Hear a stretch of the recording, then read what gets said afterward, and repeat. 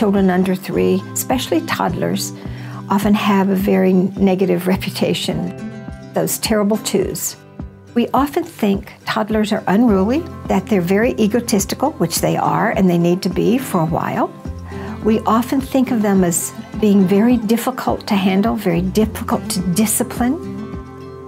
Before the will develops, there is an energy that's directing a child's development.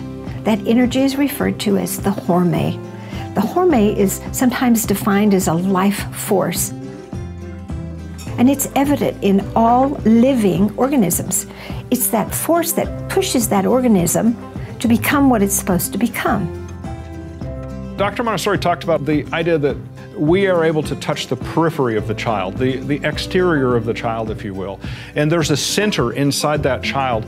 And inside that center is the secret of childhood, this incredible bundle of energy that she called Hормé. This is what is the core inside of each of us, that we're born with and given the ability to construct ourselves. No parent taught their child to speak or taught their child to move. It was because they're driven from inside. Young children have a very active Hормé.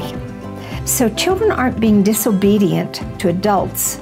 They're really obeying this very strong, very internal force that they can't deny. So a child that has to move all the time is being moved from inside to do that movement.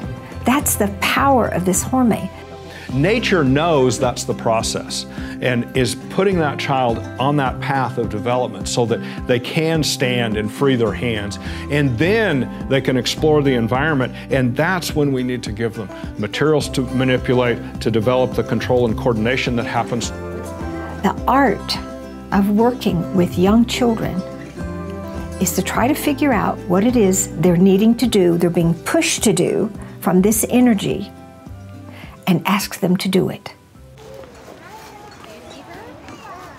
Freedom is a point of arrival. It is not where we begin. It is not a point of departure. And children are given various freedoms depending on their increasing ability to handle the responsibilities that come with those freedoms.